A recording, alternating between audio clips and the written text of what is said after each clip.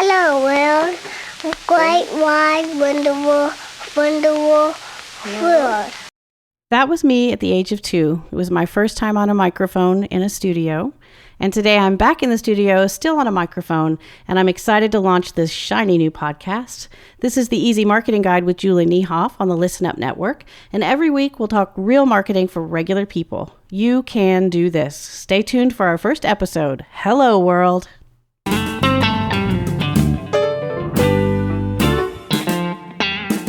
Welcome to the Easy Marketing Guide with Julie Niehoff, and thank you for spending part of your day with us. If you like what you hear, please hit subscribe, and you can always go to our website, theeasymarketingguide.com, to get free downloads and helpful links for everything we talk about on the show. Okay, welcome. This is episode 101, the premiere, the very one and only first time that we get to say hello, world. Bing! And welcome to the Easy Marketing Guide. I'm your host, Julie Niehoff. Also with me in the studio today and every day is my producer and husband of 20 plus years. We don't have to go into all the details of how long we've been together, but thank God someone in the family knows how to build a studio. Howdy. So that worked out well. So this show is a weekly podcast. We're going to try to keep it short, right? For short attention spans. Sure. We're going to try to keep it entertaining, and we're going to talk about marketing in real terms that people understand. And, you know, my focus over the last 20 years has been small business and nonprofits. I wanted to do this show for a long time, and I'm really excited to do it. But I am on a mission. Everything that I do in my work life, you know, I'm a wife and a mom first, obviously. But my work life is driven by this purpose, this thing that I want to empower people and let them realize that they have what it takes to make their dream happen. And that sounds a little Pollyanna, but I believe that. I believe in the American dream. I believe in having a passion or a hobby and turning it into a business for profit. I believe in having a cause that you believe in so much that you're willing to work day and night to make your little nonprofit stand out and help people or animals or whatever your cause is. And too often, technology and fear are barriers, don't you think? Uh-huh. And so, you know, for the last 20 years, it's been sort of my internal monologue to remove those barriers. So this podcast gives me a chance to try to do that. Every week, we'll do a little show, 20 to 30 minute little ditty. We'll bring in experts and have influencer interviews and talk to small businesses who've unlocked some kind of, you know, success. We'll try to define success too. Everyone has their own definition of success. Varying degrees of definitions. However, you have to tell the people, because I know you won't toot your own horn, but I know you've spoken to over 110,000 people, something like that, a lot ridiculous of people, like that, yeah. Over the course. Well, because this is episode 101, I kind of think of it as marketing 101 because it's our first episode. It's what we're going to talk about all the time. And I wrote a whole big long article in the Huffington Post about this. So we'll post a link to that on the website. I don't want to make people listen to the whole definition, but it's really 3 steps. So if I could just tell it real quick. Do it. Then it'll be just a baseline for us to measure the rest of the shows forever against. So my very easy definition of marketing has 3 steps. And the first step is to define an audience. So decide who you're going to reach out to. And step number 2 is to reach out to those people with an email or direct mail or whatever method you want to use. And send them something that is an offer or information or a deal that is specifically for them. And step 3 is to elicit a physical and measurable response. And that means a click or a download or walking into your store or buying a ticket to your show or telling a friend and that friend lets you know that it was a referral. Whatever it is that you can measure. And that's the essence of real marketing. That's really the definition. The other number 2 3. are communications. Yes. Step 1 and 2 are communications. And most people are doing steps 1 and 2, like you said. And that's fine. You're not hurting anything, but you're not marketing until you add step 3. If you're not measuring, you are not marketing. So you've got to do things that you can look at and say, this is measuring or this isn't. I can see what happened. This worked. Do more of that. This is not working. Stop doing that. It's pretty simple. It's actually something that you learned when you were a kid, but we forget when we're in business that we should stop. I meet people all the time, and I don't mean this to, criticize them, but they're not measuring. They're just communicating, which is fine. Again, it's not hurting anything. but you're not going to grow. Real growth is going to come from marketing so that you can say, this worked, do more of that. This doesn't work, stop doing that. Cool. Yeah. So what's on the show? What's on the agenda today? Today, we're going to have a talk with Lonnie Rosales, who is sort of a pioneer in technology and online blogging. And we'll tell more about her bio in a little bit. But I will tell you, Lonnie has 5 million readers on her daily business news magazine. And she is the editor-in-chief. So she is going through piles and piles of information every day. And she's got staff writers. It's not just her, but I asked Lonnie to come into the studio because I think that she can really help people understand what to put in a press release and how to present it in a way that is not just interesting because Lonnie's interesting, but helpful. We'll make a little do's and don'ts list and put it on the website so that people can see, oh, this makes sense. I shouldn't do that. And Lonnie will help people get their name in the paper. Excellent. I do want to mention that I also want to ask her about Pokemon Go, which I know you're a huge fan. Because I read an article the other day in the American Genius, which is Lonnie's publication, about a guy who has launched an entire new industry using Pokemon Go for tourism. And I thought that was fascinating that, it shows the American spirit. Yeah, I don't have anything completely against Pokemon Go. I think it's cute, but, I think the amazing thing about it is how prevalent it became in such a small amount of time. And as a marketer, I look at that and go, wow, that's amazing that in 3 weeks' time it could take over the so-called airwaves as it has. And why do you think that is? Do you think it's because it's the new way of you can look at or through your camera at a sidewalk Augmented and see reality, a little man. dragon or whatever? I think it's the future of many things. Is where a lot of gaming is going to happen. So we're going to talk PR. We're going to get your name in the paper, and we're going to talk. We're going to talk a little Pokemon, and we already talked some marketing, and then we'll come back and wrap it up after we talk to Lonnie. All right, let's get to the show. Today we have Lonnie Rosales in the studio with us. Hi, Lonnie. Hello. Let me tell the people a little bit about you. Lonnie is the COO and editor-in-chief of the American Genius, which is a daily business entrepreneurial magazine, very popular. She's also co-founder of BASH, which stands for Big Ass Social Happy Hour. Those are super fun.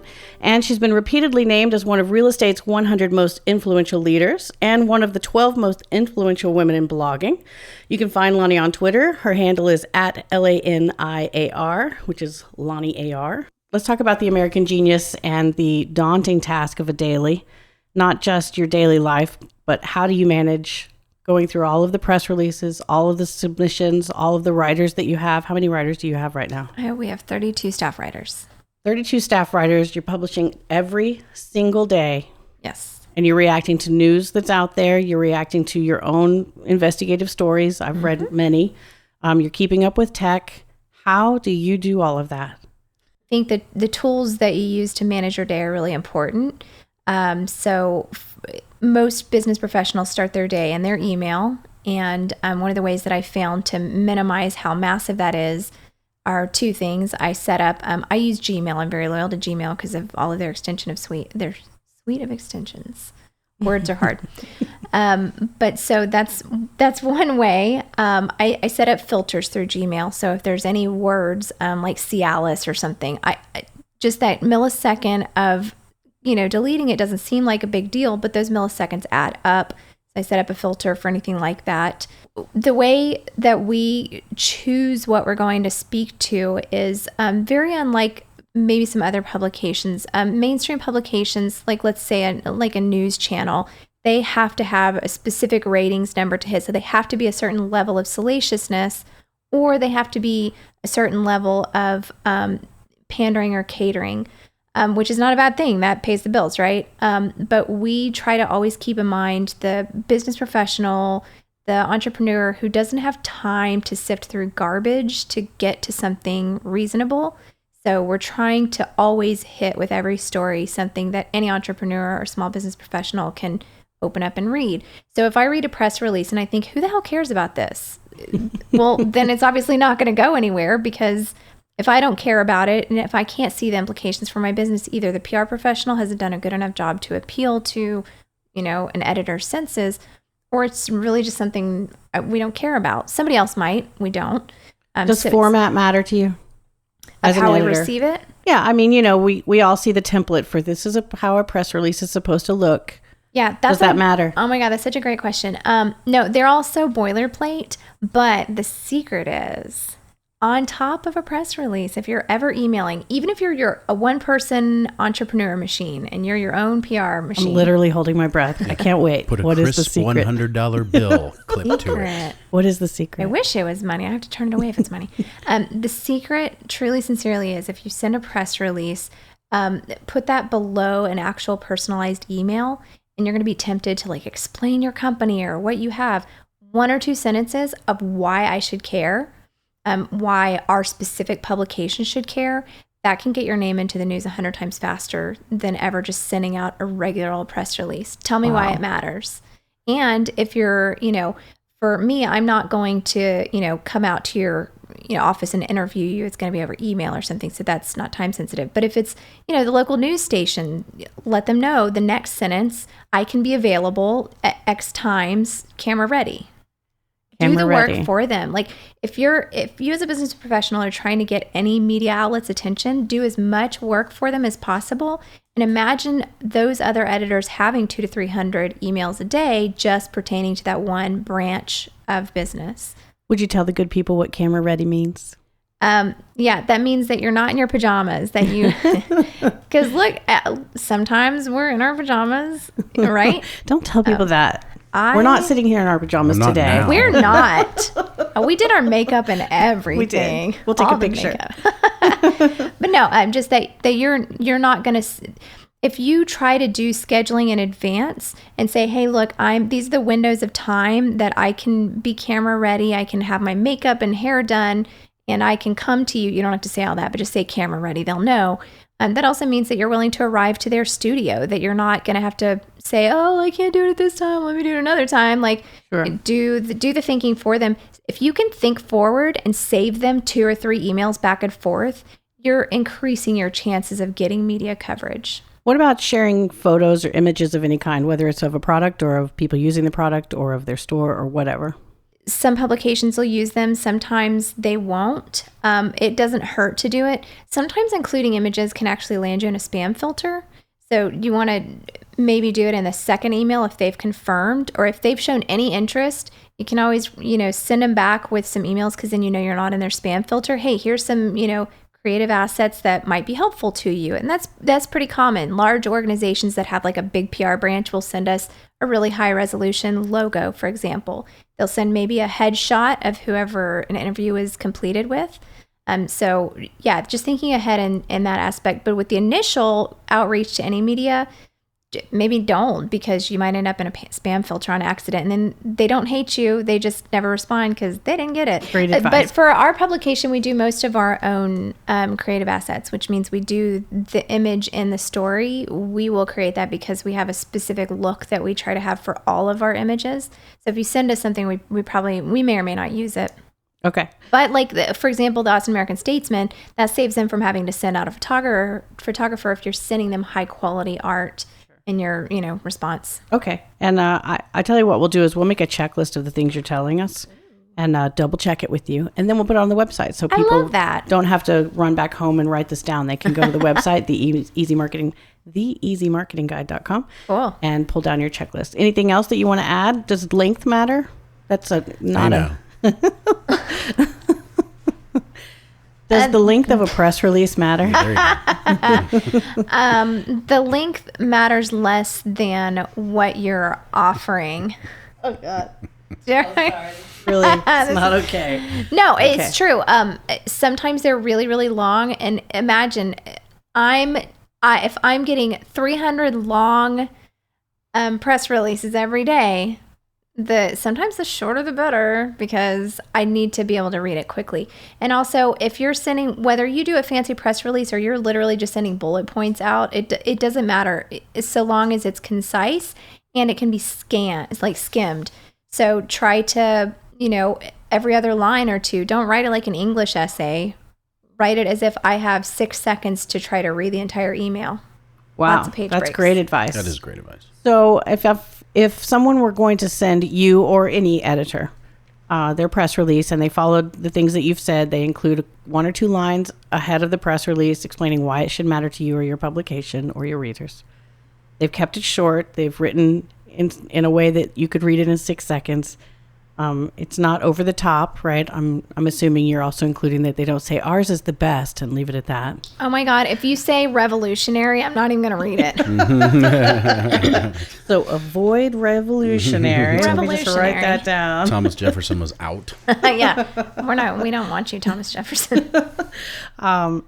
Does it matter if I attach the press release, which I know we're getting down in the weeds, but this will matter to people. Does it matter if I attach the press release, or do you want it in the email so you can scan quickly? Like I said earlier about email, those microseconds count. So just copying and pasting it in the email is typically the best way, because if there is a publication that's interested in it, you're going to catch them much more readily than if you've just said, hey, I'm so-and-so, and here's an attachment. You don't know me, so good luck not getting malware from this attachment that I'm now making you open. Great advice. What about, those services that every small business sees that are PR? I can't even think of the name of any of them, but where you can load your press release and then it's there for the media to find. And you always hear the story of this little tiny company wrote their press release and put it on that website. And then ABC News came calling and the world opened up and they became millionaires overnight. Do you use tools like that to find news? No, we don't. Absolutely not. I know that there are some that do, and I think that kind of success story is about as rare as being discovered on YouTube for your musical talent and getting a record deal overnight. So Bieber. That's what I was thinking, but I didn't know if Bieber was a cuss word here, so I didn't say Bieber. Bieber's not a cuss word. He's a cuss word everywhere, I think. Don't say Bieber. Don't say Bieber. No, that's, No, but success is success, however you find it. The truth is, and my friends that work at these organizations are going to be super pissed that I'm saying this. The truth is, those kind of press release hosting sites, they're good for your SEO. That's important though. Really, that's good to know. Yeah. So if you want a high-ranking link to your website, that's a great way to get it, or regularly. So sometimes if your website is ranked very poorly, it may outrank you for a while. So the first result may be this press release before your website, but it's a good way to get SEO. It is sometimes some of the traditional news organizations, especially local papers, do sometimes use them, but the big news organizations really don't, and that's because the model has kind of shifted in news to where news comes to us, and it's really a battle of, finding out between our own investigations versus this information that comes to us. All newsrooms are strapped for manpower, so trying to go out and search for other things doesn't always usually work. Local morning shows, things like that, they have to find that local interest story. So sometimes they'll use it. But yeah, it's not super likely, but definitely upload them because of SEO juice. That's actually great. And I would think your friends that work at those places would be glad that you just pointed that out. That's a reason. Yeah, they may think that I also kind of said that they're useless except for SEO, so that's the part. No, they're not useless because there are news stations that need a local story, sure. and you may be the local story that day, and the heavens might open up at least for that day. You never know. It could be. I don't think that was negative at all. Bieber. Don't say Bieber. Don't say I do want to talk about Newsworthy, the word Newsworthy, because you're running a news organization. People that take press releases and use them for the purposes of sharing that story are running news organizations. And I don't have a number for the number of times I've had a client hand me information they thought should be a press release and it was not newsworthy, and I had to re-explain that. So I'd like your take as an editor. Sure. What newsworthy really means. Newsworthy. So knowing the publication that you're reaching out to first is important. For example, Austin Business Journal is going to care that, a 50-person team has a new chief marketing officer. They might publish a blip about that. For us, we're national, and if we wrote about every single time somebody hired something, you're a person, I swear. If we wrote about that, then that's all we would have the bandwidth to cover. And so newsworthy is really something that if you've innovated a field, a market, a process, if there's something that's changing, if it to use a cliche, if you've moved the chains, then yeah, let's talk about that. So, if there's something popular going on that you can piggyback off of, you can always talk about how your business relates to something popular going on, and not like in a Kardashian way, but let's say there's a new technology craze, and let's say Pokemon Go. Let's say go Pokemon there now. Go. If you're on the internet, you've heard of Pokemon Go or seen it. It's an augmented reality app, and what that means is your phone's camera sees something that your eyes don't see, but through technology you can see on your phone. In this case, little dragons and owls and little tiny things. I have an 8-year-old, so I have an excuse for having seen it. Oh, nice. Well, full disclosure, I have not played it at all because I don't go places or do things. Because you're always working. Because outside is scary. But it was created by a company, Niantic, that used to be owned by Google, is now independent, and in conjunction with Nintendo created this product. So we get all these press releases, right, that say, we're a Pokestop. Which means, I know, right? I will say as a mother that in the game of Pokestop is, as we're driving down the road, my daughter has the app open and she's going, tell me where the sign for Lakeway is, which is where we live. And as soon as we get there, I say right now. And then she flips a thing on the phone and she gets 3 Pokeballs. And she's so excited to go down the street. And then it happens. She knows where all of the signs are in town. She knows where all of the businesses that are participating are. Yeah, exactly. Something to be said for that. Those businesses, those businesses are they're all doing well right now. And so a lot of business people are saying, how do I make my business a Pokestop? Well, unfortunately, the submissions ended a long time ago. So the official Pokestops are what they are. They'll add more later, but right now they are what they are. However, there are ways to...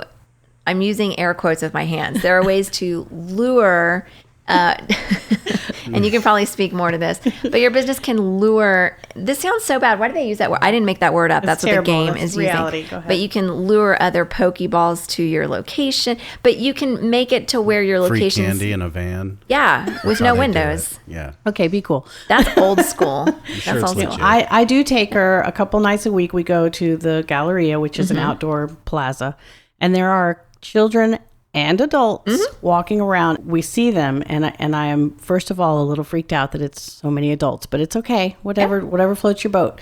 But the technology is new, and that's definitely newsworthy. I think that's fair to say. It's where it's all going. It is. The augmented reality is just that's Sure, where it's absolutely. going. It's interesting, and it is a craze. It's a phenom. Yep. I know I read an article that you published actually in the American Genius that was about a company that created like a tour or some kind of, what was that? Yes, there's Pokemon Go city tours, and they just started last week. And they couldn't have started long ago. It hasn't existed. They intend on opening in like every major city, but Philip Lloyd was out driving around just like you discussed, and there are already Pokemon Go taxi services because the different Department of Public Safeties are putting out the PSA saying don't Pokemon and drive. There are signs around town that literally tell you not to so Pokemon sad. and drive. It's terrible, but So instead of driving around by yourself, they have these taxi services. But so he told us in an interview that he thought, look, instead of going by myself in a taxi, why don't I organize it to where there's a group of us? Because that's been one of the things that has been lauded about Pokemon Go is the social aspect, getting people out of the house that might not normally get out of the house, or, getting people into public, into areas and bonding over this. It's silly. It's a game, but people are exercising. People are social. That is true. I mean, I see more people now at the Galleria than I've ever seen, ever. And they're mostly talking to each other. They're not just buried in their phone. They're stopping at the corner and talking, and old and young alike are talking to each other because they're comparing, like, did you get this one? Did you get that one? Or they're about to battle, which I don't really know what goes into that because we don't battle. But, but something. You can basically level up, is what I understand. There are Pokemon gyms. You're acting like you don't know, but I think you know. Well, as a news director, I have to understand this because I'm assigning these stories and I have to read them. As a news director. As a news director. Okay, I get it. I have no personal interest in this. But anyway, so there are these different things. So he decided to put together, now he's basically been the innovator of Poke-tourism, and overnight in other cities that, they're trying to do this, but essentially all these people got on a bus together and air conditioning so they didn't have to walk around in the heat, and they went and played Pokemon together. And so I just think the idea of Poke-tourism is hilarious sounding, but it's turning into Viable. a burgeoning industry. And so he was able to charge, $50 a ticket for these people to hop on a bus with him and go play something they were going to do anyways.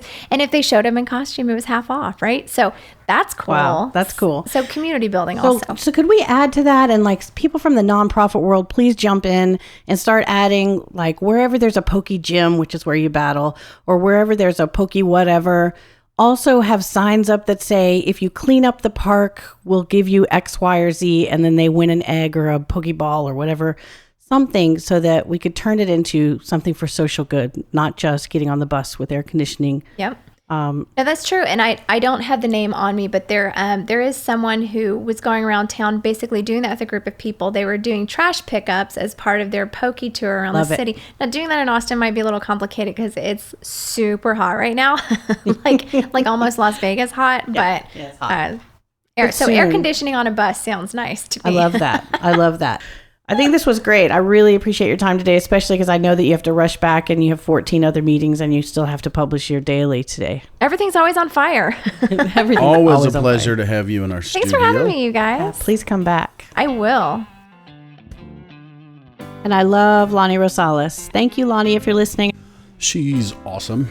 She is. She's so smart and she knows so much. I just love to talk to her. Yes. So that's it. We've come to the end of our very first show. And What's our moral of the story? What did we learn today? well, on every episode, we have here's what we know for the episode. So here is what we know for episode 101. We know that you can download my easy 3-step definition of marketing on the website, theeasymarketingguide.com. We know that The American Genius is a daily business news magazine managed by editor-in-chief Lonnie Rosales. We know that there are some clear do's and don'ts for getting your name in the news by following Lonnie's simple guidelines. We'll put those on the website as well. We know that Poke-tourism is a thing now. Who knew that? And you can download everything from this show and any future ones at theeasymarketingguide.com. I will say that if people will subscribe, we'll give them a bonus track, and that is we'll give them the full 15-minute recording of me singing patriotic songs and nursery rhymes as a 2-year-old. Hey, that was recorded at Summit Burnett Studios. That was a big deal. You're quite the little American. Okay, so that's it. This is over. We closed the books on episode 101. And I thank you so much for listening. Please subscribe to the Easy Marketing Guide. Go out there and earn your luck. You can do this. Oh, who are the people in the neighborhood? In the neighborhood, say, when you walk down the street, they're the people that you meet each day. Now, you want to sing Julie Lives on? Julie Lives. I don't want to. You don't want to do any more? No. All right. Want to stop now? Yes. We'll say goodbye. Goodbye.